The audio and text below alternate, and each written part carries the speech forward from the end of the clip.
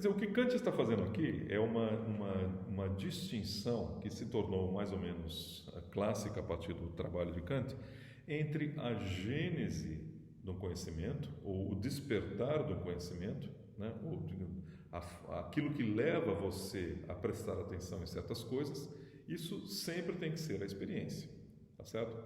Observar pássaros no céu, estava 3 pássaros, apareceu mais 2, você conta, viu 5, né? Isso é a gênese do conhecimento, isso é a gênese da matemática, né? Dizem que a geometria começou, alguns dizem isso, né?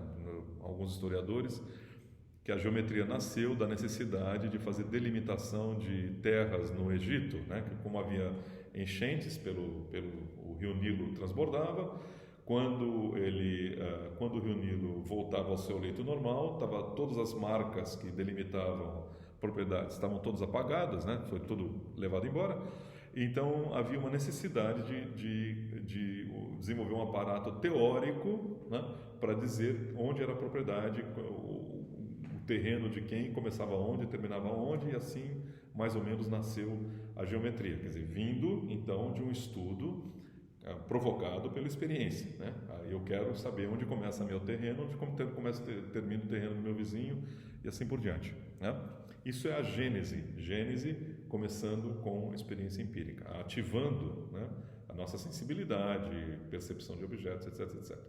Mas isso não significa que todo conhecimento se resuma a isso. Isso seria, se fosse assim, né, nós seríamos empiristas radicais, né, que todo conhecimento vem e se resume à experiência empírica, né? O que Kant está dizendo é que isso não prova que todo conhecimento comece com a experiência, isso não prova que o conhecimento se resuma à experiência, porque embora ele seja despertado pela experiência, né, pode muito bem ser que exista uma contribuição nossa, né, na organização desse múltiplo da experiência, e isso vai ser a fonte do conhecimento a priori para Kant, né? Um conhecimento que não, embora seja ativado pela experiência, ele não vem da experiência, ele vem de outra fonte, tá certo? Então, a matemática vai ser dessa maneira, né? A matemática vai ser um conhecimento a priori, né? Assim como a lógica vai ser um conhecimento a priori, é algo que nós não podemos, embora a gente comece a prestar atenção na lógica, nós começamos a prestar atenção, por exemplo, numa lei da lógica, que um objeto não pode ter e não ter ao mesmo tempo uma propriedade. A gente começa a pensar nisso, observando objetos, observando propriedades, né? Mas nós somos levados a reconhecer que a fonte desse conhecimento não pode ser a experiência, né? Por que não, hein? Porque tem certas leis, tá? Embora elas apareçam, nós somos levados a considerar isso a partir da experiência, tem certas leis que têm 2 características que não podem vir da experiência. Uma característica é a universalidade. Tem certas leis que se aplicam não apenas ao computador que eu estou vendo, à parede que está atrás de mim, à camisa que está na minha frente, né? Tem certas leis que se aplicam não apenas a esses objetos, são objetos imediatos da minha experiência, mas sim se aplicam a absolutamente tudo. Generalidade absoluta ou universalidade, né? Isso não pode vir da experiência, essa natureza universal de certas leis. Mas por quê? Porque da experiência, estritamente falando, eu apenas posso aprender aquilo que está na experiência, tá? Então eu posso aprender, por exemplo, que suponha que os três únicos objetos da minha experiência até hoje são essa garrafa de água, essa camisa e a parede que está atrás de mim, tá? Então eu observo essa garrafa, eu observo que ela não pode ser e não ser azul ao mesmo tempo, tá?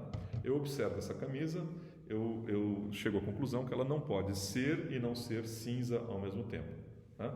E a parede que está atrás de mim, eu chego à conclusão que ela não pode ser e não ser azul ao mesmo tempo, né?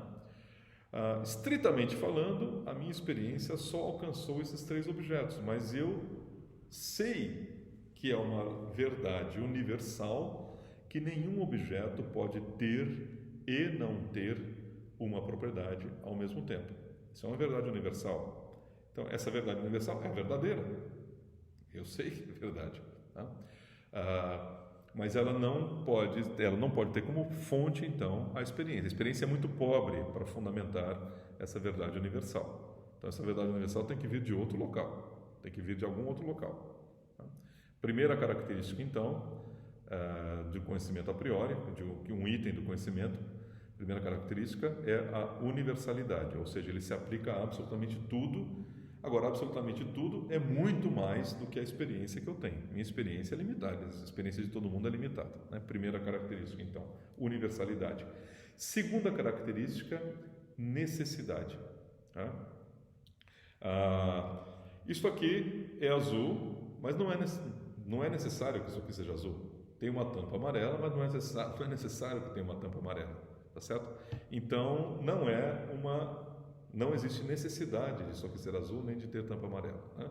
Isso aqui, essa camisa é cinza, mas não é necessário que ela seja cinza. Poderia ser azul, cor-de-rosa e assim por diante. Tá? Então, agora, tem certas leis que isto aqui seja azul ou não seja azul, né, que seja ou azul ou não azul, é algo necessário, uma característica necessária desse objeto. Tá? E que isso seja cinza ou não seja cinza é uma característica necessária desse objeto. E que esse objeto azul, somado com esse objeto cinza, me dá dois objetos. Isso é uma característica necessária desses dois objetos aqui, da experiência que eu estou tendo. Tá? Agora, a necessidade não pode vir da experiência tampouco. Tá? Porque não seria absurdo, quer dizer, ela não, toda a experiência que eu tenho, tá? Ela não me dá a noção de necessidade. A necessidade não sai da experiência. Né? Dessa camisa ser azul, ser cinza, não vem necessidade daí. Tá certo? Então, essas duas características, universalidade e necessidade, esses dois aspectos caracterizam certos itens do nosso conhecimento como sendo itens a priori. E eles não podem vir da experiência. Então, esse é um argumento que Kant tem para dizer que, embora todo conhecimento comece ou seja ativado pela experiência, nem todo conhecimento pode ter como justificativo ou como fonte última a experiência, porque alguns deles têm a característica da universalidade e da necessidade que não pode vir da experiência. Então, eles não podem estar fundamentados na experiência. Tá? Mas pergunta, mas existem conhecimentos, existem coisas como essa que são universais e necessárias? Resposta, claro, olha para a matemática. A matemática tem essa característica, a característica da universalidade, porque as leis da matemática se aplicam a absolutamente tudo, toda experiência que você teve e que você poderá eventualmente vir a ter em alguma vez na sua vida, e toda experiência que você não vai ter na sua vida. Tá? Então, que uma garrafa mais uma garrafa sejam duas garrafas, isso se aplica a tudo que eu vivi até hoje, tá certo? E vai se aplicar a todas as experiências que eu não tive, mas que eu poderia eventualmente vir a ter. Tá? Então, a universalidade, as leis da matemática têm essa característica da universalidade e tem a característica da necessidade. Necessidade no seguinte sentido, que uma experiência que não siga as leis da matemática não é possível. Nunca vou viver uma experiência que não siga as leis da matemática. Né? Nunca vai acontecer de eu ter uma garrafa e outra garrafa e o resultado não ser duas garrafas. Né? A menos que você elabore uma história, apareceu um mágico aqui, fez uma garrafa desaparecer, mas veja que eu estou precisando elaborar uma história para explicar uma experiência, como sendo uma experiência anômala, tá certo? Porque enquanto experiência, isso não pode acontecer, porque que 1 mais 1 seja igual a 2 é algo necessário, certo? Então, a matemática é o exemplo, por excelência, de uma ciência, as proposições da matemática, os juízos, né, como Kant diz, da matemática, são, por excelência, o exemplo de juízos que têm universalidade e necessidade, carregam universalidade e necessidade. Então, isso é um sinal de que os juízos da matemática, embora eles possam ser despertados pela experiência, possam ser induzidos pela experiência, você começa a pensar neles pela experiência, né? Vendo dadinhos, bolinhas de gude, biscoitinhos, comparar que ter 5 biscoitos é melhor que ter 2, então daí vem uma ideia de ser maior que, embora eles sejam despertados pela essa experiência, eles não podem ter como fonte ou como justificativa essa experiência, porque eles têm uma universalidade e uma necessidade muito maior do que aquela que pode sair da experiência. Isso no caso da matemática. Igualmente no caso da lógica, né? Eu dei esse exemplo aqui, né? As leis da lógica são aplicáveis a absolutamente tudo, portanto elas têm essa característica da universalidade, e também não há nenhuma forma de uma lei da lógica ser violada, né? De um objeto ser e não ser ao mesmo tempo azul em toda a sua superfície. Tá? Não existe nenhuma possibilidade disso acontecer. Agora, isso não é algo que a necessidade não é algo que saia da experiência, porque toda experiência é contingente. Tudo aquilo que está acontecendo poderia não estar acontecendo, tá certo? Então, a necessidade não tem como fonte última a experiência. Né? Vamos ler também uma passagenzinha aqui de Kant, onde eu estou repetindo Kant, não ele está me repetindo. Isso está em B3, ainda na introdução da crítica da razão pura. Necessitamos agora de um critério pelo qual possamos distinguir seguramente um conhecimento puro, aqui puro, mais ou menos, o que ele está chamando de puro aqui é mais ou menos o a priori, de um conhecimento empírico, a posteriori. É verdade que a experiência nos ensina que algo é constituído desta ou daquela maneira, mas não que não possa sê-lo diferentemente. Quer dizer, a experiência não nos ensina a noção de necessidade. Né? Em primeiro lugar, se encontrarmos uma proposição que apenas se possa pensar como necessária, estamos em presença de um juízo a priori. E se além disso essa proposição não for derivada de nenhuma outra, que por seu turno tem o valor de uma proposição necessária, então é absolutamente a priori. Ou seja, uma proposição a priori ela pode ser derivada de uma proposição a priori, ou então ela pode ser a proposição a priori básica, né? Como a lei lógica básica que nós falamos de Frege. Né?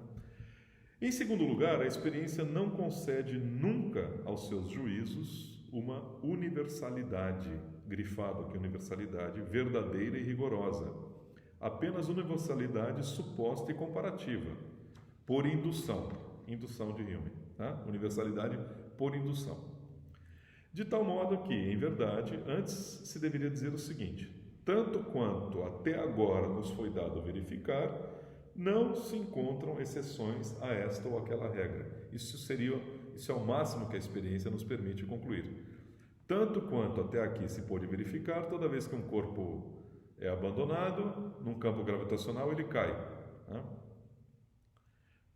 Não encontrando até agora nenhuma exceção a essa regra. Portanto, se um juízo é pensado com rigorosa universalidade, quer dizer, de tal modo que nenhuma exceção se admite como possível, não é derivado da experiência,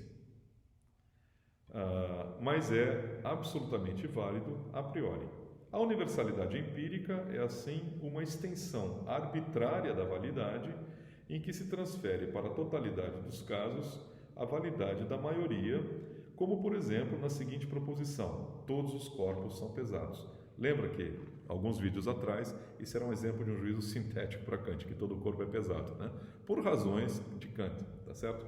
Mas para ele, a experiência empírica permite apenas uma universalidade limitada dessa expressão, dessa proposição. Né? Todo corpo é pesado, por quê? Porque até agora todo corpo que foi observado era pesado. Então, nós só podemos concluir que até agora não se encontrou nenhuma exceção a essa regra. Né? Em contrapartida, sempre que há um juízo pertence essencialmente a uma rigorosa universalidade, esse juízo provém de uma fonte particular do conhecimento, a saber, de uma faculdade de conhecimento a priori. Necessidade, portanto aqui, conclusão, necessidade e rigorosa universalidade são, pois, os sinais seguros de um conhecimento a priori e são inseparáveis uma da outra. Né?